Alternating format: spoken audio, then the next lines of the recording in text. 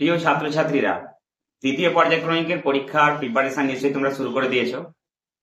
আজকে তোমাদের যে বিষয়টা নিয়ে একটু আলোচনা করব সেটা হচ্ছে ভূগোল ক্লাসের বা ভূগোল বিষয়ের সেকেন্ড সেমিস্টারের প্রথম যে চ্যাপ্টারটা, পৃথিবী পৃষ্ঠের কোন স্থানের অবস্থান নির্ণয়।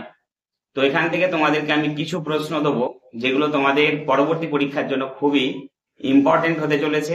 এই প্রশ্নগুলো করো, হয়তো পরবর্তীতে তোমাদের অনেকটাই সুবিধা হবে। আশা করছি এই ধরনের প্রশ্ন তোমরা পরবর্তী পরীক্ষায় পেতে পারবে। তো চলো শুরু করি দেরি না করে। আমি বোর্ডেতে দেখো প্রশ্নগুলো তুলে নিয়েছি, ভালো করে লক্ষ্য করো। কিছু প্রশ্ন লেখা আছে যে অক্ষরেখা কাকে বলে, এর বৈশিষ্ট্যগুলি লেখো। অক্ষাংশ ও দ্রাঘিমাংশ কাকে বলে? নিরক্ষরেখা কাকে বলে, এর গুরুত্বগুলি লেখো। নিরক্ষরেখার অপর নাম বিষুব রেখা কেন? অক্ষরেখার গুরুত্ব ও ব্যবহারগুলি লেখো।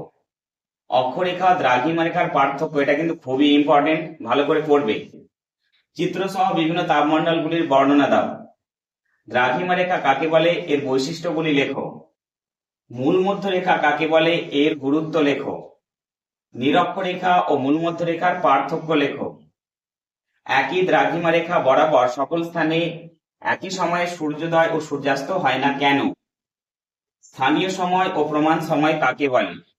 13 নম্বর হচ্ছে এম ও পিএম কি? ক্রোনোমিটার কি?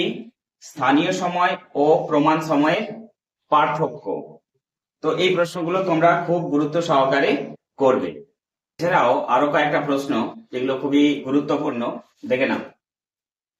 16 নম্বর হচ্ছে মহাবৃত্ত ও ক্ষুদ্রবৃত্ত কি, এদের পার্থক্য লেখো। নিরক্ষরেখাকে মহাবৃত্ত বলা হয় কেন? এটা কিন্তু খুবই ইম্পর্টেন্ট প্রশ্ন। প্রতিপাদ স্থান কাকে বলে, এর একটা উদাহরণ তোমরা দিতে পারো। আন্তর্জাতিক তারিখ রেখা কাকে বলে, আর আন্তর্জাতিক তারিখ রেখাকে বাঁকিয়ে টানা হয়েছে কেন? অর্থাৎ সোজাভাবে কেন টানা হয়নি, বিভিন্ন জায়গায় বাঁকিয়ে টানা হয়েছে কেন? তো এই সমস্ত প্রশ্নগুলো তোমরা পৃথিবী পৃষ্ঠের কোন স্থানের অবস্থান নির্ণয়ের জন্য সেকেন্ড সামেটিভের জন্য প্রস্তুতি নিতে পারো। আর যেটা সবচেয়ে গুরুত্বপূর্ণ বিষয় বলার, প্রশ্নগুলো আমি দিয়ে দিলাম আজকে।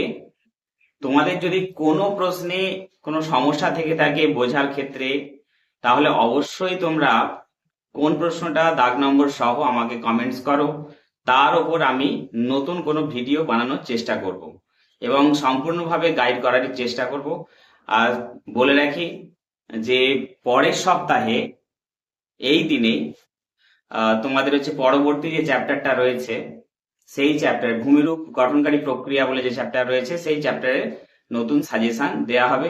তবে তার আগে তোমরা এটার প্রিপারেশন শুরু করো। যেটা অসুবিধা হবে অবশ্যই আমাকে কমেন্ট করে জানাও, তাহলে তার উপর আমি আবার নতুন একটা ভিডিও বানাবো।